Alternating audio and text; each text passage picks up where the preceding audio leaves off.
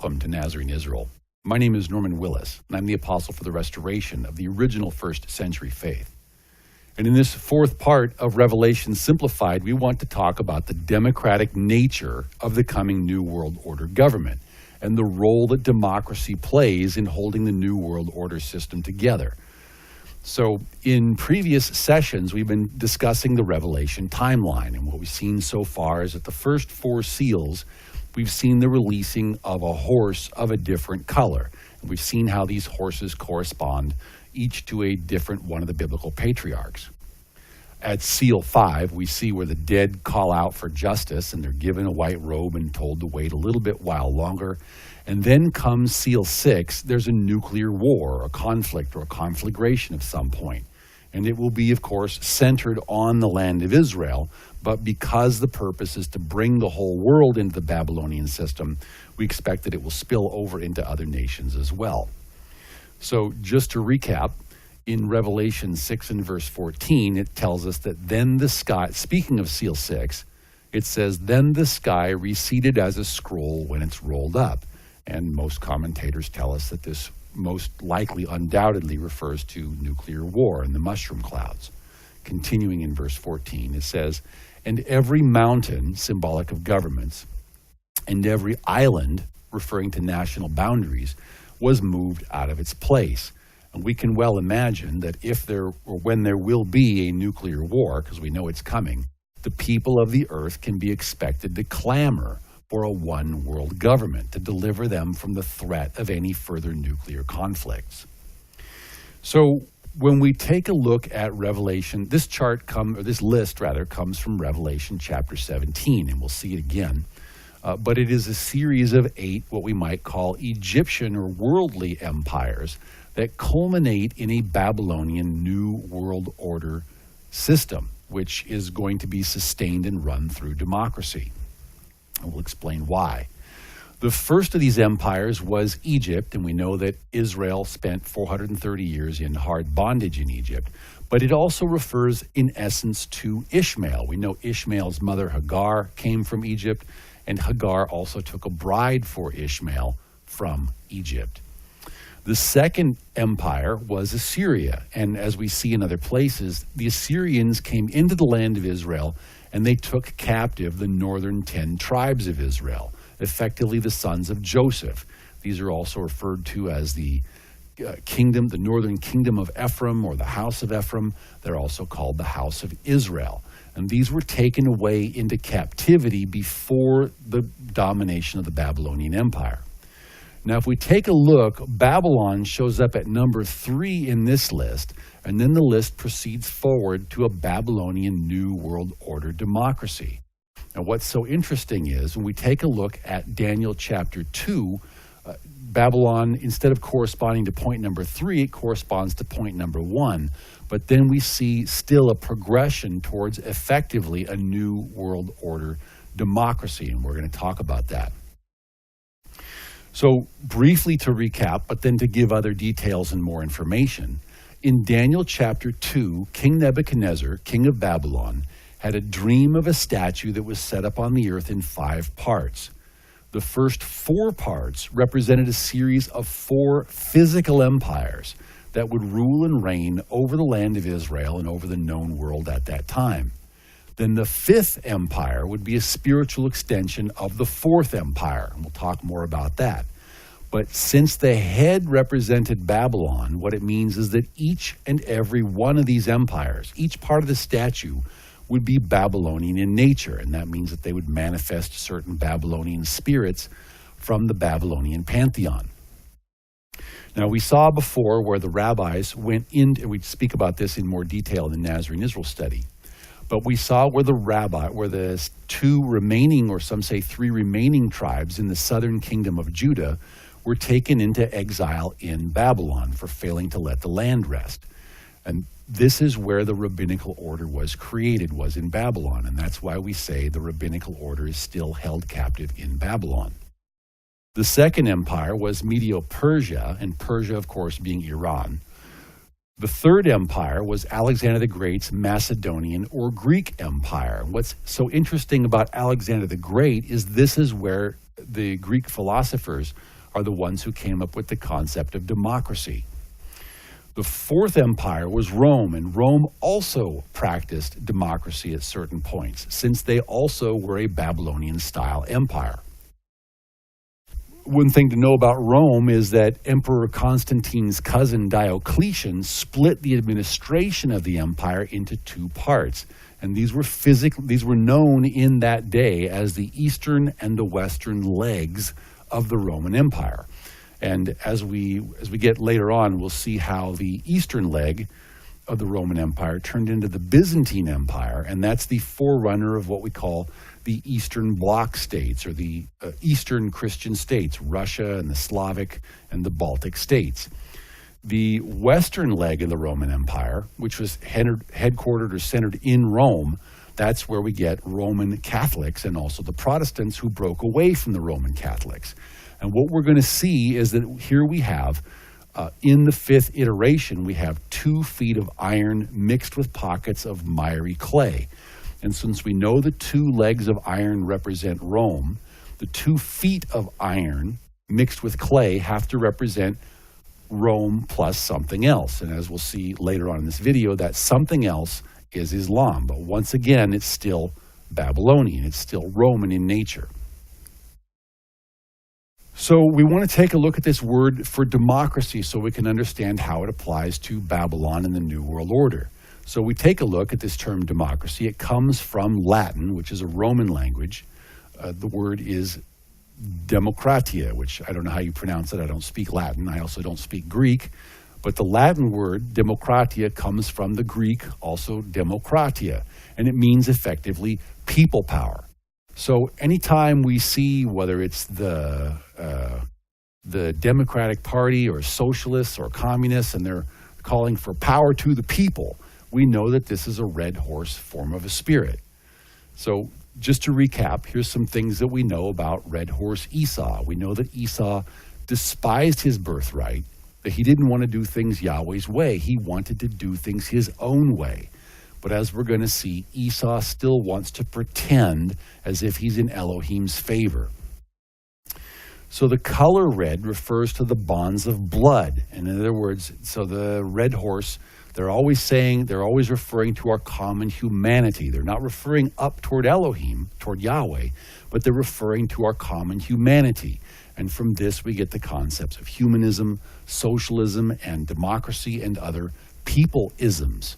And as we're going to see, that this is the concept upon which both a united religion and a united nations, this is what they're based on. This is what they're built upon. So we take a look at this term Babylon in Strong's Hebrew Concordance, and we come up with Strong's Old Testament 894, which is Bavel, and it means effectively confusion. And this is basically what we have in democratic systems, is we have confusion. Because instead of there being one leader, there's a multiplicity of leadership. So now let's take a look at this word further. Hebrew is an amazing language, and many people believe that in Hebrew, it's both alphabetic and pictographic. So the words are put together by the letters of the alphabet, but each letter of the alphabet also has a symbolic meaning, much like the Egyptian hieroglyphs or Chinese pictographs and this sort of a thing. So reading from right to left, the letter bet means house. And then we have a second bet, meaning another house. And the word lamed, which is a symbol of a goad, refers to authority. And so what we get then is this is a perfect picture of democracy, in which case we have more than one house. For example, in America, we have the House and the Senate, and then we have the White House, the presidency. So we have more than one center of power. So we have a division of power and fighting over power, and everyone wanting to infuse what is their own will, what is it that they want. And people aren't necessarily looking toward Elohim as our creator. And there's circumstances where they are, but not in every case. And this is what Yeshua speaks of when he's talking in Mark chapter 3 and verse 24. He says, if a kingdom is divided against itself, that kingdom cannot stand. And if a house is divided against itself, that house cannot stand. And this is, in fact, part of the New World Order plan for the reduction of the population worldwide. One of their goals, they want to bring Earth's population down by some 93% or something like that. And this is one of the effective means to do it, is to cause the people to be fragmented by getting to follow a democratic red horse system. Scripture doesn't speak in favor of us doing things that are right in our own eyes, which is effectively what democracy calls for. For example, in Judges chapter 17 and verse 6, it tells us that in those days there was no king in Israel, and that everyone did what was right in his own eyes. And in the book Torah Government, we talk about the progression, how we got from the Garden of Eden then to a kingship, and why kingship, or at least hereditary leadership, is so important. So we don't have kings right now in the Judeo-Christian world, but as we'll see in other places, we're going back under hereditary leadership because there's an important role for that hereditary leader to play. And one of the roles that's so important for that hereditary leader to play is to counter the effect that's mentioned in Proverbs 14 and verse 12. It says, "There's a way that seems right to a man, but its end is the way of death."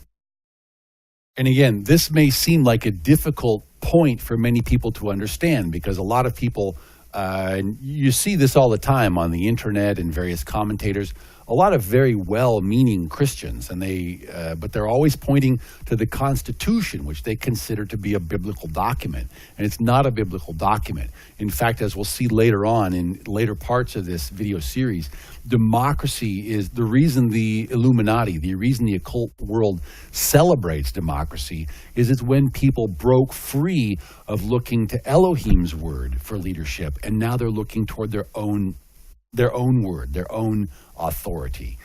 So there was a fundamental shift that went on. And one of the problems with red horse democracy is that it effectively panders to the least common denominator.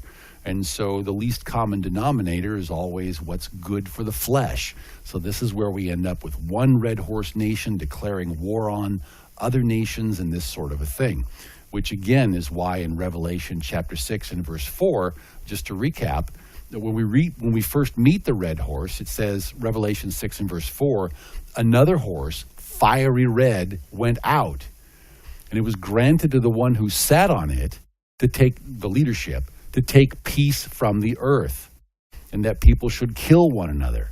And there was given to them a great sword." And this is effectively what happens, is when people are focused on the red horse, they're focused on the common bonds of blood.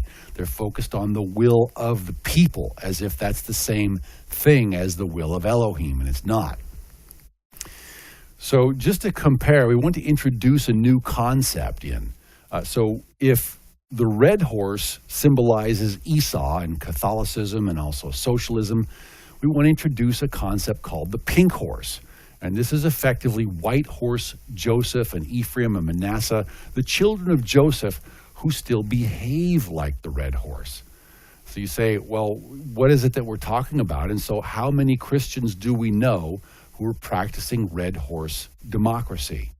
And how did we get to be in this place? Well, as we show in the Nazarene Israel study and other places, in Daniel chapter 7 and verse 25, it says, "Then the saints," referring to the white horse, "shall be given into his hand," or into the papacy's hand, "for a time and times and half a time." And this corresponded to the 1260 years when the Roman Church doctrine began to come together, and the Protestant Reformation of 1517, and it effectively carried on for well over a century after that. But what we're saying here is there were some 1260 years during which the white horse, Ephraim, sojourned with Rome. And one of the things is that the white horse picked up a lot of the practices and tendencies of Rome during this time. So this is how, again, this is not in the book of Revelation, but it's a concept that we use to explain the pink horse. This is to explain how it is that we have Joseph and his sons, Ephraim and Manasseh, who in their hearts, they're white horse. In their hearts, they're pointing to the Bible. In their hearts, they're pointing to Yeshua. But they're also pointing to the Constitution. They're also pointing to 1776. They're also pointing back to the Revolutionary War and this kind of a thing. And so what we need to understand about this is that the pink horse is effectively a work in progress. So while the white horse was sojourning with red horse Esau in Rome, he picked up various doctrines of Rome. And the key thing to understand is about these doctrines. So he's got some anti-Torah doctrines. He also keeps the wrong days of worship, Sunday, Christmas, Easter, this kind of thing. He calls Yahweh by the wrong names, calls Yahweh Lord and God. And he also tends to practice democracy. So these are characteristics. You can't really call him the white horse, because we're going to see in just a moment, because he keeps the wrong doctrines. He keeps the doctrines of Esau. He keeps the doctrines of the Roman Catholic Church. So if we come here to Matthew chapter 16 and verse 12, so Yeshua is speaking with the disciples. And he's speaking with them, and then the disciples understood that he did not tell them to beware of the leaven of bread, but of the doctrine of the Pharisees and the Sadducees.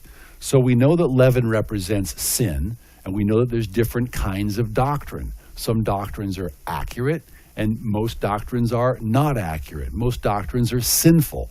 And Yeshua was warning them against the black horse doctrines of the Pharisees and the Sadducees. So do they also need to take care against the white horse doctrines of Esau in Rome? Now notice what's coming up. So in Matthew 13 and verse 33, so Yeshua spoke another parable to them. And Yeshua said, "The kingdom of heaven is like leaven," and we know leaven is symbolic of sin, "which a woman, in this case Babylon, took and hid in 3 measures of meal till all was leavened." And you say, well, what could that mean? Well, we know that meal is effectively ground seed. And so when we're talking about seed, we're talking about the seed of Abraham. And so who is it that we're talking about when we talk about the seed of Abraham? We're talking about the patriarchs. We're talking about Ishmael, Esau, Judah, and Joseph.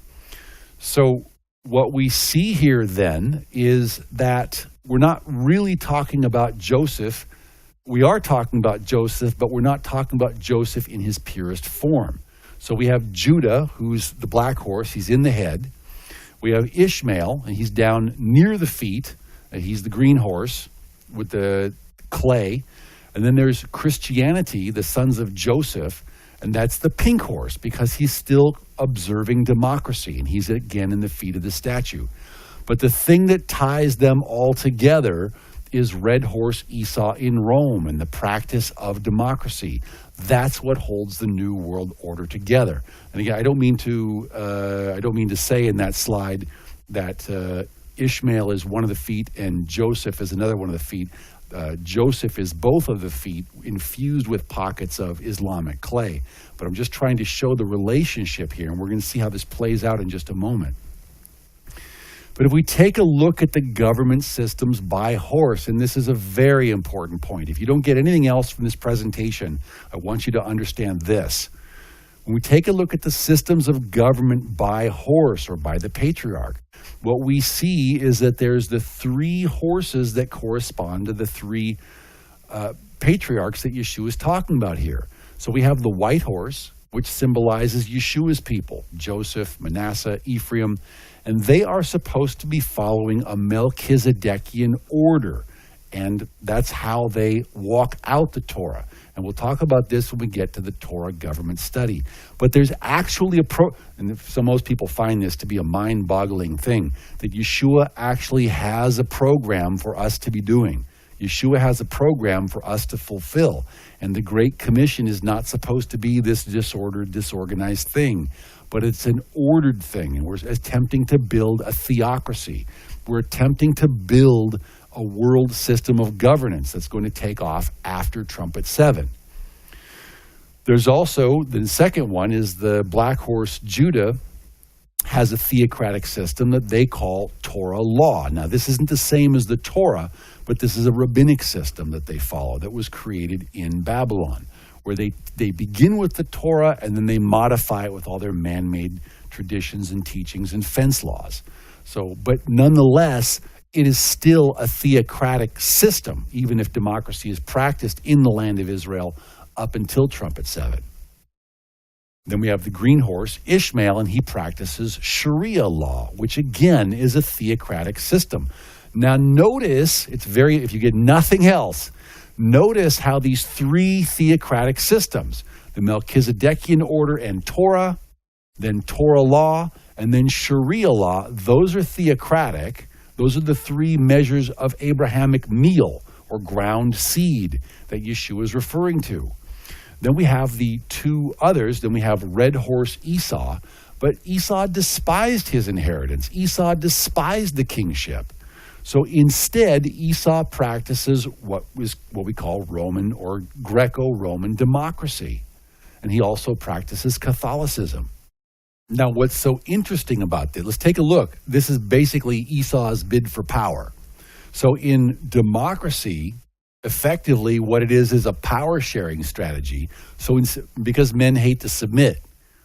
So instead of submitting to Yahweh's anointed leadership, now everyone casts their vote for whom they want to see. They cast their vote for whichever candidate seems good and right in their eyes. And this effectively leads to gang warfare, you might call it, whereas it's mob rule, where one mob declares war against the other mob. But it's very effective in terms of gaining buy-in and garnering buy-in by the people, because it's effectively a strategy where everyone gets to be king, even though it causes a house to be divided against itself. Then they also have their form of worship, which is Catholicism. And as we see in other places and show in the Nazarene Israel study, the term Catholicism literally means universalism.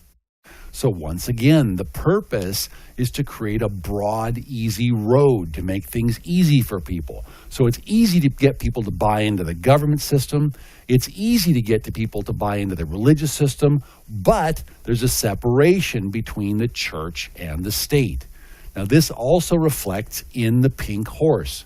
So here we have pink horse Joseph, or whether he's Ephraim or whether he's Manasseh. They're typically practicing a form of Greco-Roman democracy, and then they have whatever it is that their church is. For example, the Russians have the Russian Orthodox Church, or the Slavic states have the Eastern Orthodox Church. And we have basically Protestantism here in America and also in the ex-British Empire. And it's so important to understand that these things are not of Yahweh. These things are not what the renewed covenant commands. So those of us who are called out early, and most people will not understand what's going on until after Armageddon, but we're going to begin to build slowly as time goes on. So for those of us who understand this teaching, let's take a look at the correspondence between these three measures of meal, these three measures of Abrahamic theocratic seed that are tied together by red horse Esau Roman democracy and the statue of Babylon. The correspondence is 1-to-1. So here we have Judah is in the head, or he's in the head of gold. So that's why the Jews effectively, and notice that they do very well financially speaking, and that's very important for them because, as we'll see in a moment, the black horse is able to control the red horse through means of money. Then we also see the red horse Esau Roman government, and that corresponds basically to Greece and Rome. It's the glue that connects everything together. And then we have the 2 feet of the statue. And again, I don't mean to say that one foot is pink horse Christian and one horse is Islam. It's not correct. Both of the feet are Christian, but they have pockets of Islamic clay mixed within them. So what this shows us is that once democracy is introduced during the Greek Empire, it continues on during the Roman Empire, and then it takes off during the Christian phase after the Roman-style kingships have fallen away. And so in this way, democracy becomes a very central role. It's a central element because it appeals effectively to the majority of everyone. And notice how this corresponds. I'm attempting here in this slide, I hope it's understandable, I'm attempting to depict the capstone of this New World Order pyramid.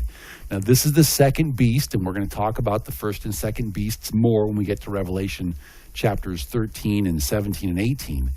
But notice, on the top, we have the black horse, the money power, basically, the head of gold in Babylon. And this refers not only to the synagogue of Satan and the money powers that be in the city of London, but it also refers to the rabbinic control of the coming United Religions Initiative. And we'll talk more about that in future segments. Then notice we have the red horse, which is effectively the democratic governments that everyone keeps electing.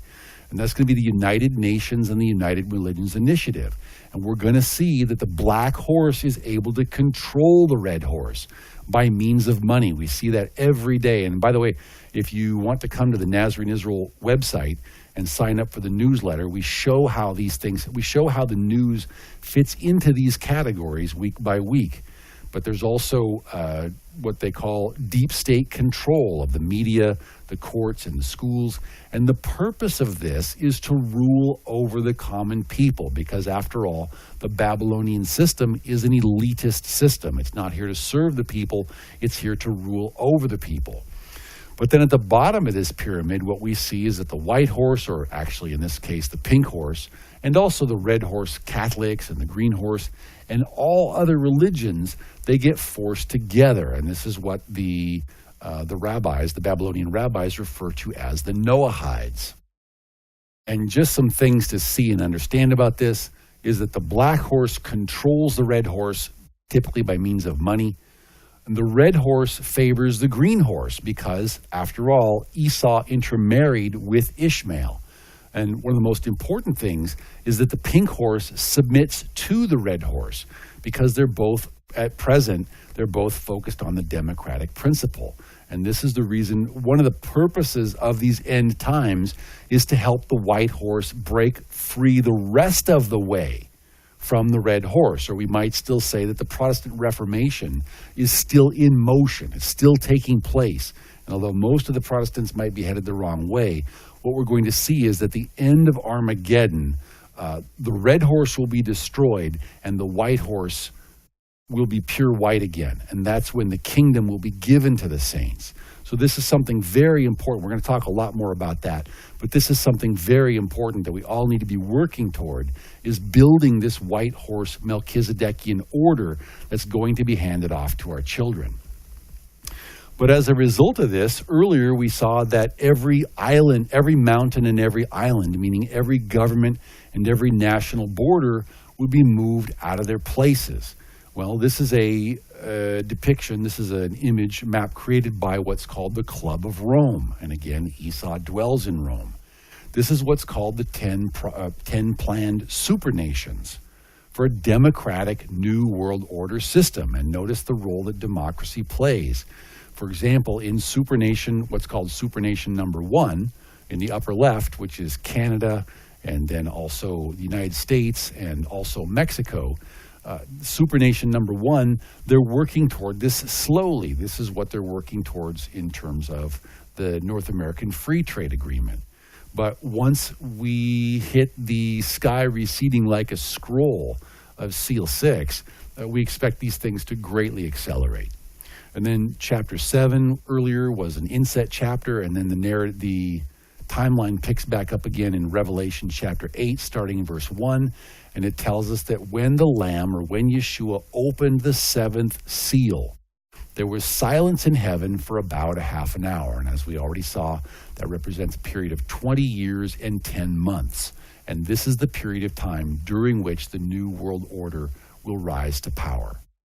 So if we take a look again at the timeline, we have the releasing of the horse force, second line down, the 7 seals. We have the releasing of the horse forces, the dead cry out. Then we have a nuclear conflict, and then the sealing of the 144,000, which takes place. That's chapter 7, it's an inset chapter. And then seal 7 is the half hour of silence in heaven. And seal 7 then opens the way for the trumpets. So if you'll join me again in part 5 of this video series, we're going to talk about the trumpets. If you want more information, or if you'd like to sign up for our free weekly newsletter, please join me at www.nazarenisrael.org. Shalom.